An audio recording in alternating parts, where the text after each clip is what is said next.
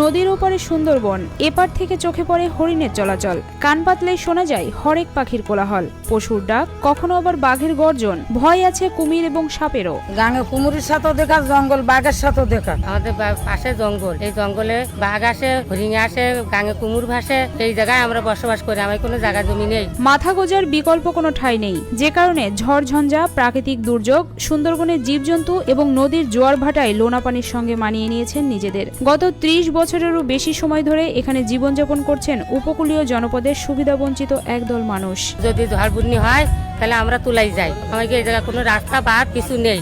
আমরা খুব দুর্দিনে থাকি, আমাদের বাচ্চা কাচ্চা সব এই জঙ্গল কুড়ি খায়, মাছ শাক ধরি, এই জঙ্গলে থাকি। এই জায়গায় কোনো নিরাপত্তা নেই।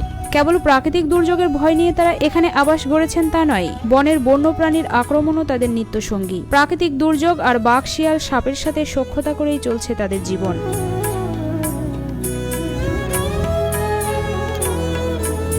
এই অঞ্চলটির মূল বেড়িবাঁধের ভেতর এবং বাইরে প্রায় সব জায়গায় লোনা পানির চিংড়ির ঘের। একপাশে রয়েছে লোকালয়, বেড়িবাঁধের কয়েক জায়গায় রয়েছে বেশ কিছু দোকান। বাঁশখুঁটির ওপর চাল, বাঁশের চাটাই, গোলপাতার বেড়া আর মাটি দিয়ে তৈরি করা হয়েছে এখানকার বেশিরভাগ ঘরবাড়ি। বাংলাদেশের এমন একটা অঞ্চল আমাদের গ্রাম বা আমাদের থানা, যেখানে কোনো রকম উন্নয়নের ছোঁয়া পৌঁছায় না। আমরা একটা যদি টেকসই মজবুত বেড়িবাঁধ পাই, তাহলে এই লবণ পানি আমাদের ভিতরে প্রবেশ করে না। কিন্তু আমরা এ পর্যন্ত বাংলাদেশ স্বাধীনের পর থেকে এ পর্যন্ত আমরা এমন একটা রাস্তা পাই না। আমাদের আগের প্রজন্মগুলো চলে গেছে রাস্তা করতে, সরকার এমন প্রতিনিধি পাঠায়, তারা শুধু তাদের নিজেদেরকে খায় গুছে লালন পালন করে, অথচ আমাদের এই গরিব মানুষের দিকে তাকায় না। ঘরের পেছনে নদীর পার ক্রমাগত ভাঙছেই, পাশেই নদীর উপর বানানো হয়েছে ঝুলন্ত শৌচাগার। নদীর সঙ্গে বসতভিটার ব্যবধান কমে যাওয়ায় শিশুরা যখন তখন নদীতে নেমে যাচ্ছে।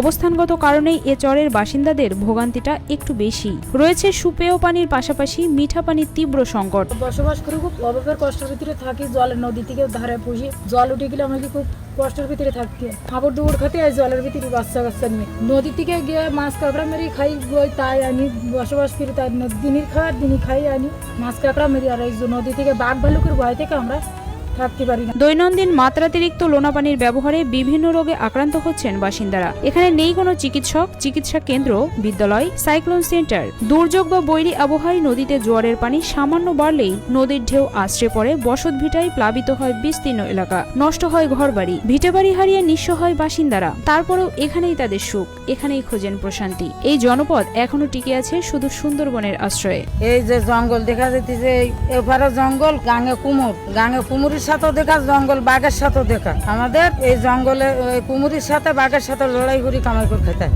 একদিন যে কামাই না করে আমাদের ভাত জোটে না। আমাদের খুব দুর্দিন, আমাদের জায়গা নেই, আমরা পানিতে ঝড় বন্যা হলেই পানিতে ডুবে মরি। ওপারে সুন্দরবন, মাঝখানে বয়ে গেছে প্রায় ১০০ মিটার প্রশস্ত কয়রা নদী। এপারে নদীর বিশাল চরটি তেঁতুলতলা চর নামে পরিচিত। খুলনার সর্বদক্ষিণে সুন্দরবন ঘেরা সমুদ্র উপকূলবর্তী উপজেলা কয়রা। এখানকার মহেশ্বরীপুর ইউনিয়নের ৬ নম্বর ওয়ার্ডে পড়েছে চরটি। সুন্দরবনের মাছ, কাঁকড়া, মধু, গোলপাতা সংগ্রহ করেই চলে তাদের জীবন। বলা যায় এটাই তাদের প্রধান আয়ের উৎস।